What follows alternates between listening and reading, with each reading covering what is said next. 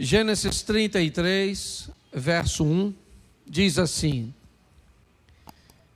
E levantou Jacó os olhos e olhou, e eis que vinha Esaú, e 400 homens com ele. Então, repartiu os filhos entre Léia, Raquel e as duas servas. E pôs as servas e seus filhos à frente, e a Léia e seus filhos atrás. Porém, a Raquel e José, os derradeiros, ou por último. Ele mesmo passou adiante deles, inclinou-se à terra 7 vezes, até que chegou a seu irmão. Feche seus olhos.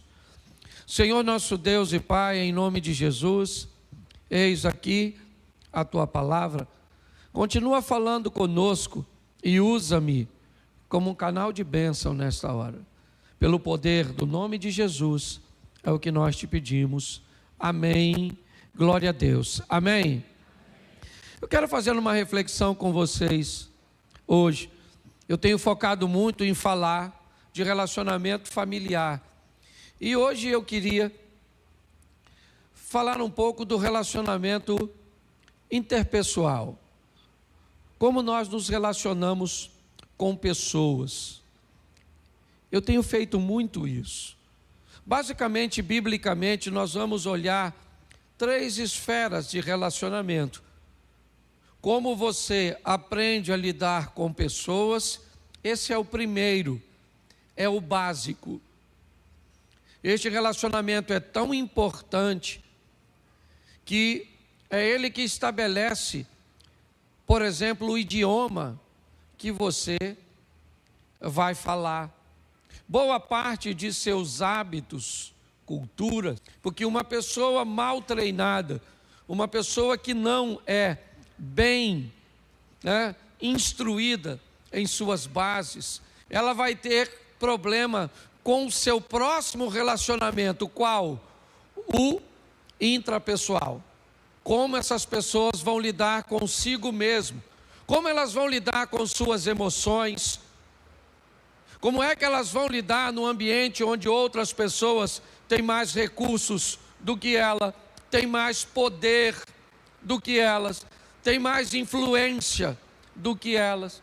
Como essa pessoa vai lidar com os limites que futuramente ela vai ter que entender. Por exemplo, depois que se casa, quais são os seus limites conjugais?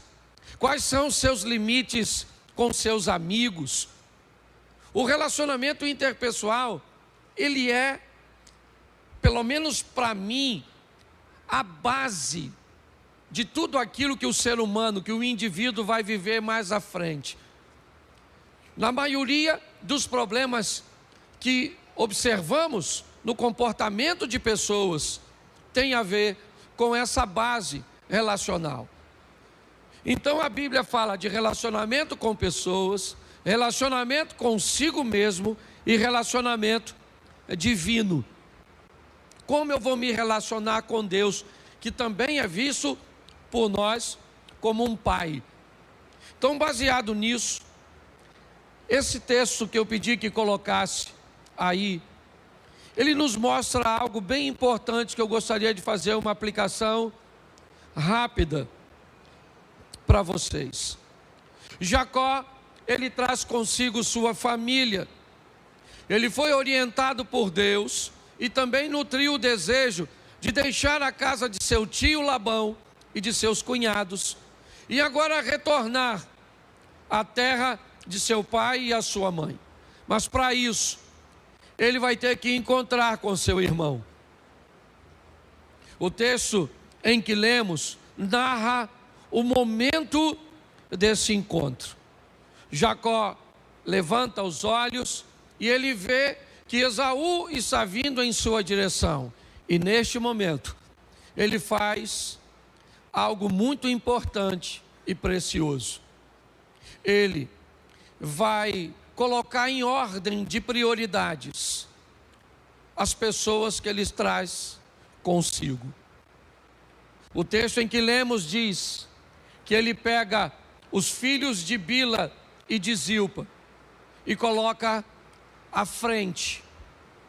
Depois ele coloca os filhos de Leia.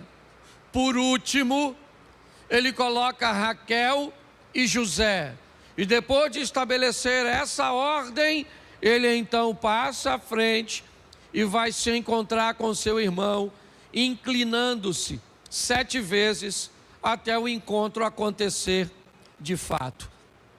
Hoje eu quero falar com vocês sobre um dos problemas que eu considero extremamente sério ao longo da nossa caminhada: a dificuldade que temos de selecionar pessoas, a dificuldade que temos de colocar pessoas em lugares certos, em entendermos que selecionar pessoas não tem nada a ver com não amá-las. Jacó ama todos os seus filhos, é verdade. Ele ama suas esposas, pode ter sua preferência por Raquel, pode ter sua preferência por José, é verdade. Mas eu quero pegar esse texto e mostrar para você como é importante nós estabelecermos relacionamentos, sabe? Onde nós selecionamos pessoas para os níveis, para onde essas pessoas vão estar na nossa vida. Quanto mais rápido nós aprendermos a fazer isso, provavelmente mais leve vai ficar a nossa caminhada aqui na terra. É importante entendermos uma coisa que é inegociável quando o assunto é relacionamento interpessoal: não se escolhe a quem ama. Segundo a Bíblia, nós devemos amar a todos. Então não tem a ver com amor, ok? E amor também não tem a ver com proximidade e distanciamento. Essa é uma grande verdade. Nem todo mundo que eu amo vive perto de mim. Tantas pessoas que eu diria a você que eu nutro um sentimento mais forte e que eu não tenho contato diário, que estão longe de mim. Então eu preciso que você entenda, não dá para escolher quem se ama. Não é isso que eu vou falar aqui com vocês. Amar, eu tenho que amar a todos. Eu amo quem eu gosto, eu amo quem eu não gosto. Eu amo quem eu me dou bem, eu amo quem eu não me dou bem. Eu amo quem eu conheço, eu tenho que amar quem eu não conheço. Quando nós enviamos um missionário, quando nós enviamos recursos, quando nós investimos em ambiente para melhorar a vida de pessoas, isso demonstra o amor que nós temos como igreja por essas pessoas. Pessoas que sequer um dia nós vamos conhecer. Mas o seu recurso, por exemplo, quando você oferta e você dizima, o que você está fazendo? Você também está enviando recurso para a África, para que pessoas recebam a palavra de Deus, recebam atenção, respeito, carinho e também donativos. Mas você nunca encontrou com essas pessoas e nem nunca vai encontrar provavelmente. Mas o que faz você como igreja, ou nós como igreja, porque o recurso é nosso, o amor que temos por essas pessoas. Só que um grupo de pessoas, ele vai fazer parte de nossa intimidade, ele vai estar perto de nós, ao nosso redor, fará parte do nosso convívio. E para este grupo, nós precisamos ter muita sabedoria, como nós vamos tratar e posicionar essas pessoas. Eu sei que é muito estranho falar isso no ambiente religioso, porque ninguém nunca te ensinou assim. Não, se relacione com todo mundo, conheceu a pessoa, está na igreja, coloque no seu grupo de amizade, conte seus segredos, leve para sua casa, abra seu coração, porque é seu irmão em Cristo. Não é assim que funciona, não. É por causa disso que muita gente vive sofrendo. Então, como Jacó olha aqui e diz: aqui estão minhas prioridades. Minha prioridade, para mim, meu relacionamento mais próximo é José e Raquel. Depois, Leia e seus filhos. Depois, os filhos das servas. E olha que eu estou falando de filhos e de concubinas e de 2 esposas que ele tinha. Mas ele é capaz de nos mostrar isso. Então, eu queria fazer algumas perguntas, né? Queria que você pensasse sobre isso. Qual é a sua habilidade para lidar com gente? Pare e pense um pouco nisso. Como é seu relacionamento? Quantos amigos você tem? Qual é a sua capacidade de se relacionar de forma sadia? Num ambiente de intimidade crescente. Como funciona isso para você? Você foi treinado para isso? Eu não fui. Eu venho de uma família disfuncional.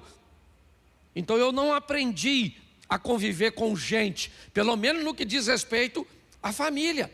Eu sou habilidoso para conviver com gente de fora, mas eu tenho dificuldade de conviver com gente de casa. Por quê? Porque eu não tive isso. Basicamente, todos os meus relacionamentos, ou a grande parte desses relacionamentos, eles sempre foram externos. Então hoje, fazer uma reunião familiar, comer juntinho, certo? Criar festas em família é algo extremamente desafiador para a minha cultura. Essa é uma verdade minha. Por quê? Porque eu fui treinado nesse ambiente. Hoje eu tenho que lutar para pelo menos criar na minha próxima geração, certo? Um indício de que isso é possível, agradável, que deve acontecer. Porque se eu repetir o modelo cujo qual eu fui treinado, os meus filhos não vão se encontrar. Pergunta a Mary, minha esposa. Meus filhos, quantas vezes meus irmãos foram na minha casa? Conta-se no dedo. Então eu queria colocar isso para vocês da seguinte forma. Tem um grupo que nós não temos muito como selecionar, tá bom? Que é mãe, pai, irmãos, primos. Vou tratar assim, não vou botar, né? Vou falar desse jeito. Então, você tem irmãos, você tem seus pais, e você tem os seus primos, tio, essa patota.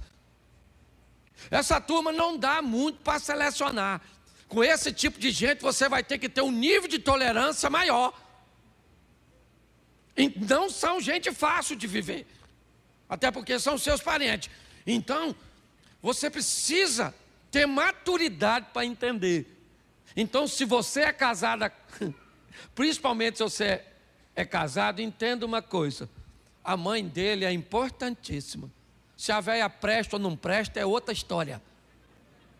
Entendeu? Às vezes é uma múmia, um troço terrível, abominável mulher das neves, mas é mãe do seu parceiro, do seu cônjuge. Entendeu? Aí esse seu cunhado casou, porque o troço só vai piorando. Aí trouxe alguém que também faz parte.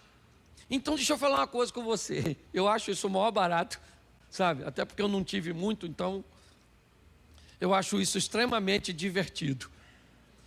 Como é legal nós conseguimos dimensionar, primeiro, que lugar essa pessoa ou a pessoa que eu vou selecionar vai ocupar na minha vida. Isso é muito importante.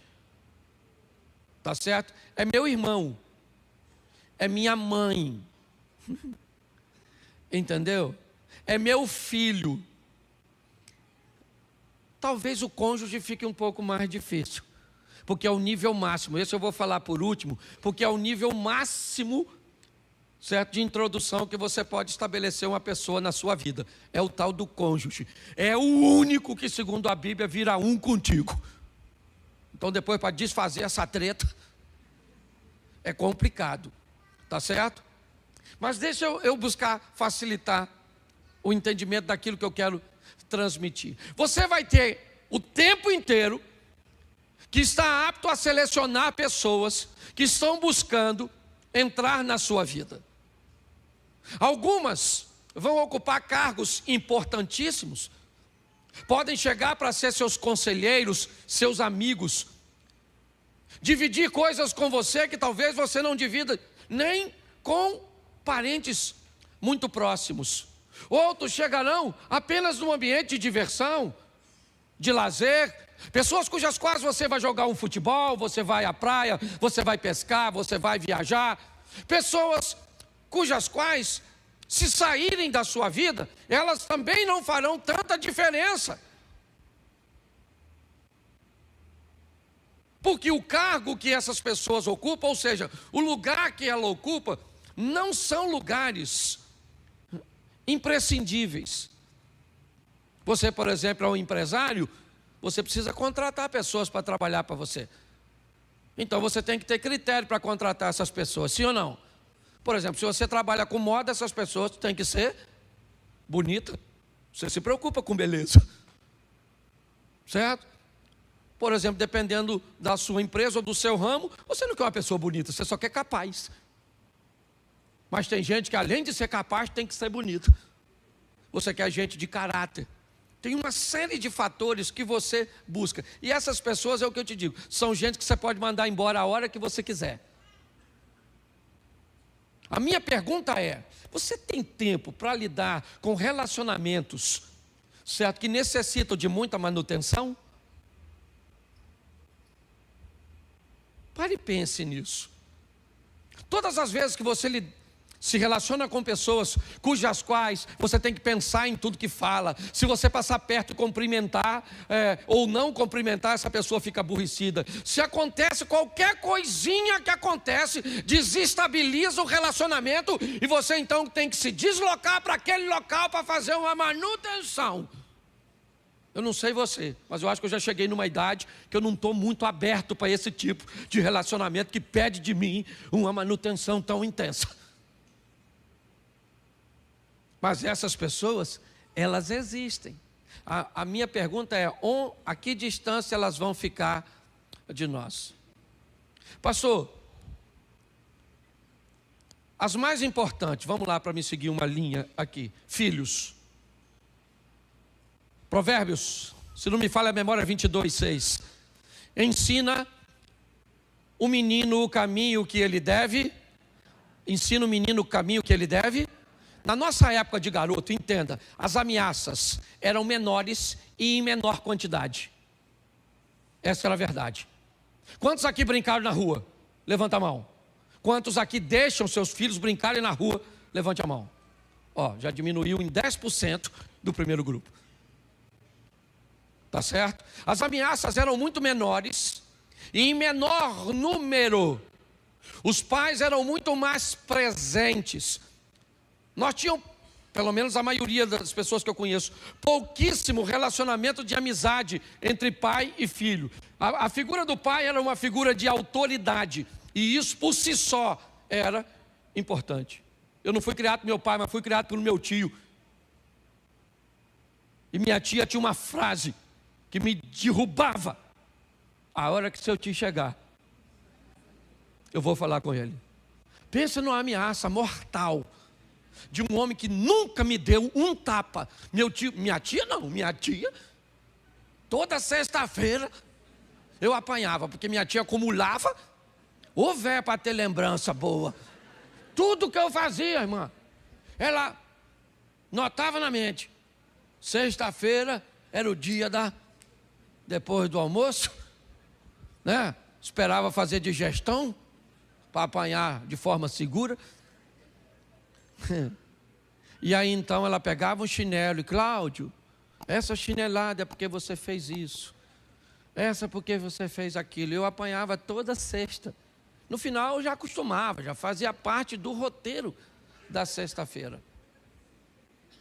Mas eu tinha a figura que nunca tive do meu pai. Eu não sei o que é ter um pai. Eu não sei se é bom, não sei se é ruim. Eu não sei, um pai de verdade, que eu pudesse chamar de pai. Eu nunca chamei ninguém de pai, assim, a nível de criação. Eu não tive isso. Mas graças a Deus, eu tive boas referências quando eu era garoto. E isso me ajudou muito. Se nós queremos ter sucesso na criação de nossos filhos, precisamos entender, e eu já falei isso aqui, só vou repetir. Ensina a criança o caminho que deve andar, porque ele envelhece e não se desvia dele. É o caminho, não é a igreja, ok? A Bíblia não diz ensina ou cria seu filho na igreja. A Bíblia diz cria seu filho no caminho. Tá certo? É no caminho. E não é o caminho, é no. O certo é nossos filhos olharem aquilo que nós fazemos, porque esse é o caminho. É assim que funciona. Se nós entendermos isso, vamos entender que só se pode mandar uma criança para fora de casa com matrizes. Todas as vezes que você... Tem muitos assuntos que foram muito delicados, e como eu disse, nós não fomos preparados para isso. Nós, como pais, não fomos preparados por uma série de coisas que hoje nós vemos a nossa família enfrentar. Mas, inevitavelmente, nós estamos expostos a isso. Então existem muitas temáticas que são verdadeiros tabus. Às vezes eu vou em ambiente falar de sexualidade, eu vejo gente levantar e ir embora. Eu olho para o rosto do marido e ele se sente constrangido. Se ele tiver com a filha adolescente, aí o cara quase morre. Porque ele não foi treinado a tratar deste assunto com seus filhos. Mas aí eu te pergunto, você manda seu filho para a escola, você dá um smartphone sobre ele, aqui e na escola estão assuntos, pautas relacionadas à sexualidade, principalmente nos dias de hoje, e cada vez chegando mais cedo. Pergunto eu, o que você ensinou para seus filhos, sua filha, de 5, 6, 7, 10 anos? É lógico, eu não estou dizendo para você queimar a etapa, mas eu preciso que você entenda que essas crianças têm que saírem informadas, ou pelo menos com uma linha de comunicação aberta entre elas e os pais, porque você deu a matriz. Se seu filho vai lá fora e dão para ele uma outra informação que não bate com a que você deu, quando ele vai botar em cima, ele diz, não é assim não. Antigamente não precisava, antigamente funcionava assim. Pelo menos minha tia, não sei seus pais. Chegava da escola, tinha uma vistoria na minha mochilinha. Precisava saber se estava faltando alguma coisa que era minha, ou se tinha alguma coisa lá dentro que não era minha. Qualquer uma das duas eu apanhava. Entendeu? Era sempre a pena da surra. Tinha alguma coisa que não era minha, eu apanhava. Faltava alguma coisa que era minha, eu apanhava. Era assim, não estou reclamando não, até porque estou falando da minha tia, porque já morreu. Não sabe do que aconteceu, do que eu estou narrando aqui. Tá certo? Mas tinha toda essa supervisão. E isso era muito legal. A minha pergunta é, naquela época nós sujávamos muito uniforme. Mas além do uniforme, sujávamos também a nossa mente. Hoje, as crianças sujam muito seus uniformes e também sujam muito suas mentes. A minha pergunta é, os pais têm tempo para cuidar disso? Como é que funciona com seu filho? Eu não quero saber se você é ocupado, eu não quero saber se você trabalha pra caramba. Eu só preciso que você entenda que a família é uma carga. Vou te contar uma historinha que talvez te ajude a entender isso. Um camarada vem dirigindo em alta velocidade numa estrada, quando de repente seu para-brisa é atingido por uma tartaruga. A tartaruga caiu no para-brisa, estilhaçou o para-brisa e deu alguns arranhões no motorista. Era uma situação inusitada. Como aquela tartaruga foi parar naquele local, no para-brisa do carro? E avaliando essa situação, chegaram a uma conclusão que uma garça provavelmente, pegou a tartaruga e voou. Só que ela era peso demais para a tartaruga, para a garça. E a garça não conseguiu segurar a tartaruga por muito tempo. E acabou soltando e, infelizmente, ela bateu no para-brisa e acabou ferindo o motorista. Moral da história: quem tenta carregar aquilo que não suporta, acaba ferindo pessoas. Se eu vou entrar num relacionamento, eu preciso saber o quanto ele custa. O relacionamento, por exemplo, conjugal, é um relacionamento de nudez, de transparência, que impulsiona o homem a atender uma demanda de amor normalmente exigida por algumas mulheres, hoje não todas mais. Para as mulheres, uma linha de submissão, que nunca foi estar abaixo, ser em algumas, em algum momento, algo que desfavorecesse a mulher. Mas todas as vezes que nós vamos nos relacionar, nós precisamos entender se estamos aptos para essa carga. Eu quero ter amigos? Então beleza, se aproxima de mim e você vai descobrir duas coisas. Primeiro, eu tenho virtudes que você não tem. E segundo, eu tenho defeitos que você não tem. Quer viver um relacionamento de amizade comigo? Beleza, você tem que ter maturidade para entender isso. E a melhor maneira que nós temos que fazer é desenvolver relacionamentos gradativos. Afastarmos dessa intensidade que muitas vezes nos aproxima na mesma velocidade que nos distancia. E é por isso que nós vemos tanta confusão. Seja ela familiar, não interessa quem seja. É seu irmão, beleza, é seu irmão, tem seu sangue, é legal, isso é precioso, joia. Mas você precisa entender se esse seu irmão, ele tem condições de ser íntimo ou não.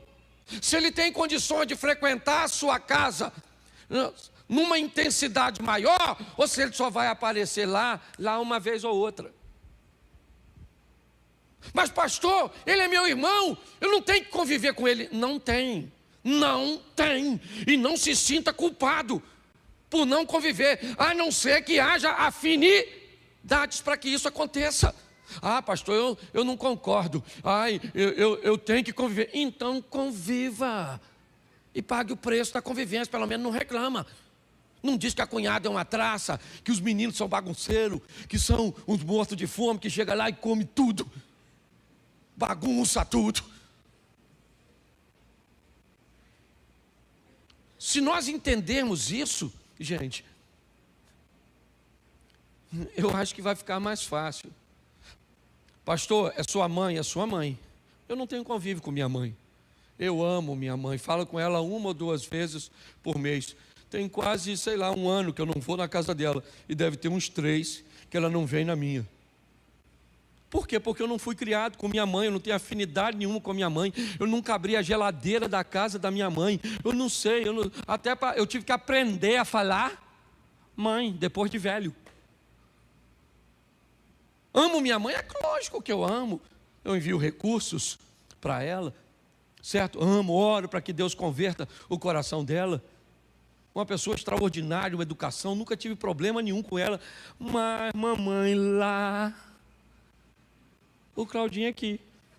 Pastor, mas a minha mãe e eu somos uma só. Beleza. A véia é gente boa, se dá bem contigo, se dá bem com o seu marido, deixa ela por perto. Eu não estou falando que você não deve se relacionar. Eu só estou falando que quanto mais rápido você botar as pessoas em seus lugares certinhos, melhor vai ser a sua vida. É só isso. Se você aprender a fazer isso com todo mundo, por quê? As pessoas só vão te respeitar o quanto você se respeita. Essa é a grande verdade. O tempo inteiro, eu falo isso, o tempo inteiro as pessoas estão nos medindo, gente. O tempo inteiro, seu marido está medindo você, para descobrir o quanto você suporta em volume de voz, o quanto você suporta de vocabulário, o quanto você suporta de ofensa. O tempo inteiro. Seu chefe está fazendo a mesma coisa, seu vizinho a mesma coisa, seus amigos a mesma coisa. Às vezes inconscientemente. E todas as vezes que você oferece esse limite, as pessoas têm tendência a irem para o próximo. Então, quanto mais rápido as pessoas descobrirem, eu vivi um episódio essa semana, entendeu? Eu perdi um funcionário muito legal, porque eu passei do limite na hora de fazer uma cobrança.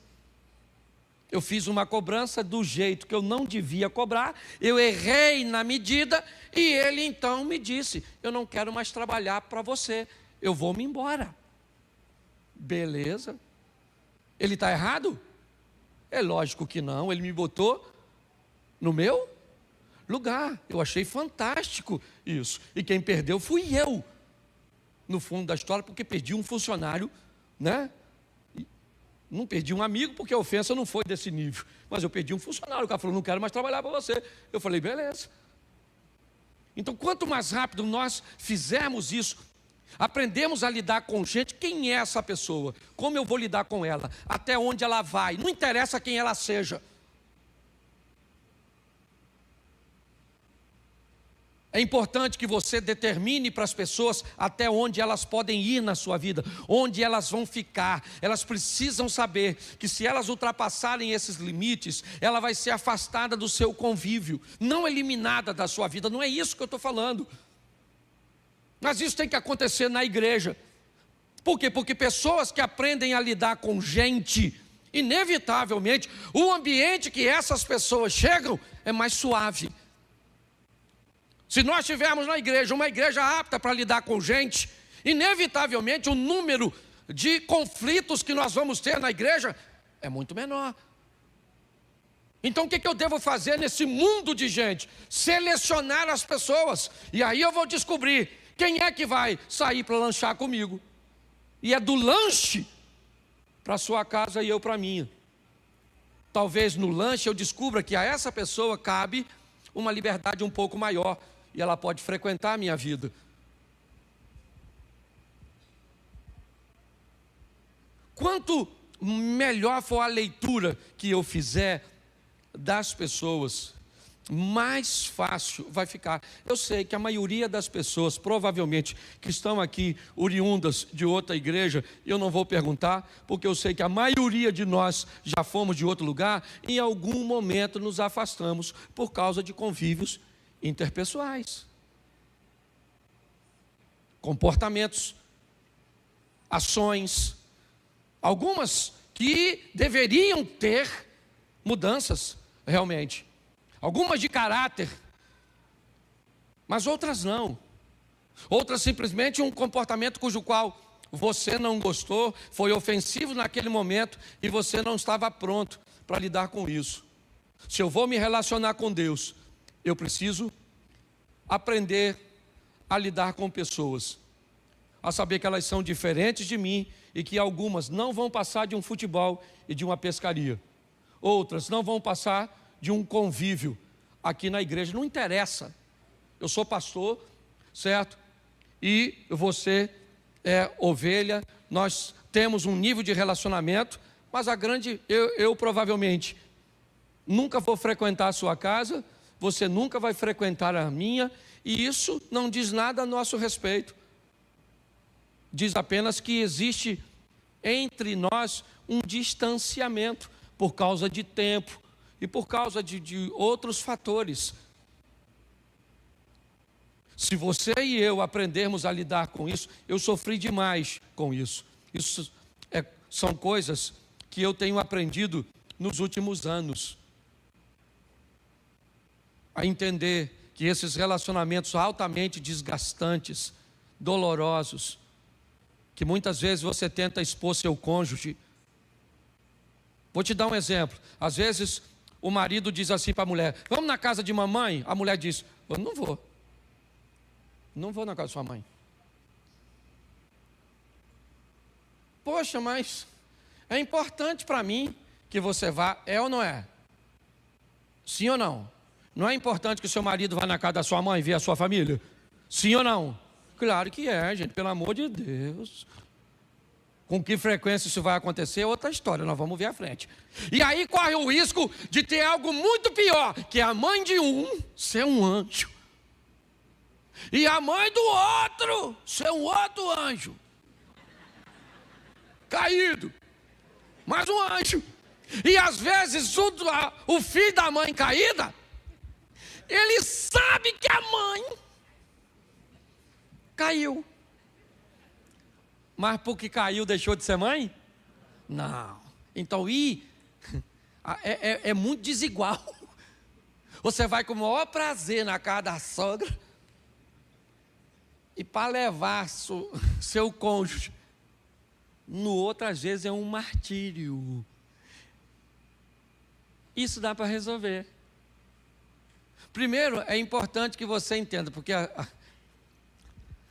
às vezes basta uma conversa franca. Por que você não quer ir na casa da minha mãe? Por quê? Você ainda pergunta por quê? Eu vou te falar, olha como ela me olha. Olha como ela fala. Se for mulher, então, é mais difícil ainda. Porque mulher tem um negócio no submundo do ambiente. Elas vê o que não foi falar, não vê o que está diante dos olhos, escuta o que não foi dito. Uma mulher é capaz de chegar com o marido numa festa, entrar, olhar para um grupo de mulheres e dizer: não gostei delas. E você diz: você conhece? Não conheço, não quero conhecer, não quero saber de nada. Não fui com a cara, pronto, acabou. E aí normalmente a outra parte diz o quê? Você está perseguindo mamãe. Sua mãe precisa de perseguição? Então que tal você dizer assim: querida, vamos fazer o seguinte, eu vou dar uma olhada para ver se é desse jeito. Vamos na casa de mamãe, domingo, e eu vou olhar. Aí você fala: olha como a esposa dos seus irmãos olha para mim. Você não fica tudo falando. Aí você leva. Chegou lá, você olha, o ambiente é esse. Você olha suas cunhadas com cunhado, sei lá quem é. Está lá. Sua mãe olha para sua esposa e diz: entra, menina. E acabou a menina que suma aqui. Aí o que você faz quando você vai embora? Aí você dá uma razão, fala: meu amor, eu nunca tinha prestado atenção. Porque às vezes o ambiente da sua casa é tão confortável que não lhe permite olhar que isso está acontecendo. Aí você diz: meu amor, é assim, sempre é. Ó, minha querida, então vamos fazer o seguinte: vamos vir na casa de mamãe, nós dois juntos, umas 3 vezes no ano. Dá para aguentar? Dá, não dá? Finados. Um dia desse tipo assim, você está entendendo? E nas outras vezes que você tem que ir, vá sozinho. Isso é maturidade. Porque nós temos vivido numa cultura, irmãos, que tem promovido a individualidade das pessoas. As festas que promoviam unidade familiar perderam força. Cadê a Páscoa? Cadê o Natal? Cadê o Dia dos Pais? Pare e pense. A cultura tem trabalhado para o distanciamento. Eu já falei aqui, Big Brother. O que é o Big Brother? Você pensa que Big Brother é um programinha? Reality show desse tipo é um programa? É lógico que não. Ele é um ambiente de contracultura, que te ensina a eliminar pessoas que não te agradam. Como é que alguém pode pegar um telefone, pagar, para ligar, para dizer: eu voto na fulana? Mas por quê? Para ela sair, porque eu não gosto dela. Você nem conhece, não interessa. E se um dia eu encontrar com ela, eu falo: eu votei em você, por minha causa você saiu. Isso é uma cultura. E inevitavelmente, gente, isso está afastando as pessoas. O empoderamento feminino, me perdoe as mulheres, é uma bênção. Mas esse fortalecimento desequilibrado tem causado sérios problemas nas famílias. A ausência de homem. Já não faz mais homem, não sou machista não, pelo amor de Deus, e nem feminista, mas hoje está ruim de ver homem.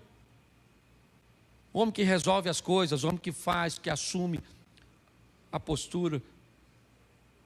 E cabe a mim e a você selecionar essas pessoas. É por não selecionar que você tem 50 anos de vida e não tem amigo. Amigos são poucos, que poucos uma ova, amigos são muitos. Nem para todos os níveis, mas são muitos. O que nós precisamos aqui é fazer como Jesus fazia. Isso, tem 70, tem 70. Que grupo é esse? Esse é o grupo dos 70. Ué, mas como é que funciona? Eu só via 12, beleza, então vamos para os 12. Você sabe até o nome dos 12, beleza? Então tá certo. Mas dos 12, nós temos 4 que se destacavam. Dos 4 tinham 12 que Jesus era mais próximo. Dos 2 tinha um que Jesus se relacionava de uma forma mais intensa. E para mim não é João, e sim Pedro. O que ele estava dizendo para mim e para você? Eu amo a todos, eu vou morrer por todos. Mas eu aprendi a colocar as pessoas no nível certo. Por favor, você está na igreja, mas aprenda a lidar com gente. Você quer casar, solteiro? Aprenda que é o nível máximo que você vai introduzir uma pessoa na sua vida. Selecione bastante. Para quê? Para que você sofra menos. Tenha muitos amigos. Aprenda a se relacionar com eles. E saiba que amar, você tem que amar a todos eles. Mas entender que, como fez Jacó, a minha prioridade, e aqui eu quero colocar dessa seguinte forma e usar o texto, é meu casamento e meus filhos. Depois eu tenho um outro grupo que é muito importante, que é o grupo dos meus amigos, as pessoas que me fazem ser também gente. Nunca conviva com alguém que elimine da sua vida todo o restante dos seus relacionamentos. Se um homem quiser entrar na sua vida e não quer que você tenha amigas, ele não serve para ser marido. Se uma mulher quer entrar na sua vida e não quer que você tenha amigos, que você tenha atividade que promova sua individualidade, não serve para você. Alguém quer casar com você e depois de casado você não pode mais visitar seus pais, isso não é relacionamento, isso é cárcere. Só que cabe a nós, seres racionais, fazermos essa leitura. O grande desafio dos casamentos é que as pessoas só vão olhar para isso depois que são casadas. E aí nós temos um problema que talvez você já pensou, talvez ainda pense: pastor, é por isso que acaba o culto, eu vou embora. Sabe, pastor, é isso aí mesmo. O senhor está falando, o senhor está com toda a razão. Por isso que eu já não me relaciono com ninguém. Então não dá para ser crente, vai ser monge, porque tem que lidar com gente, só que de forma sadia. O dia que alguém vê você colocando a pessoa no seu devido lugar, ela sabe, se fizer a mesma coisa, é para lá que ela vai. E isso não é deixar de amar o outro, é amar você mesmo. Algo que deve vir antes do amor ao próximo é o amor a você. Ame-se mais, valorize-se mais, descubra o mais rápido quem você é, e a partir desse momento diga qual é o protocolo para viver com você, para entrar na sua vida, para ter sucesso, para acessar sua intimidade. Aprenda a viver com pessoas desafiadoras. Elas existem e são extremamente abençoadas para nos fazer crescer. Se você não selecionar isso, provavelmente você vai cometer o erro novamente. Novamente você vai estar tendo problema com amigos, se distanciando com muita facilidade, vivendo esses ambientes intensos, ou muito perto, ou muito longe. Que Deus guarde o nosso coração disso, porque somos todos irmãos. E não tem a ver com amar. Amar, amamos a todos. Só que estamos tentando gostar de todo mundo. E não vai dar para isso. Alguém gosta de Giló? Quem não gosta de Giló? É a maioria. Certo? Alguém gosta de angu? Quem não gosta de angu? Pois é. O que pode agradar um, não agrada o outro. Então, dá uma olhada nos irmãos antes. Vai lá, olha, dá uma verificada. Vê se é um irmão de perto, de longe, dos confins da terra. De onde vai ser? Você vai amá-lo, vai orar por ele. Eu queria que você ficasse de pé nesse momento. Fique de pé.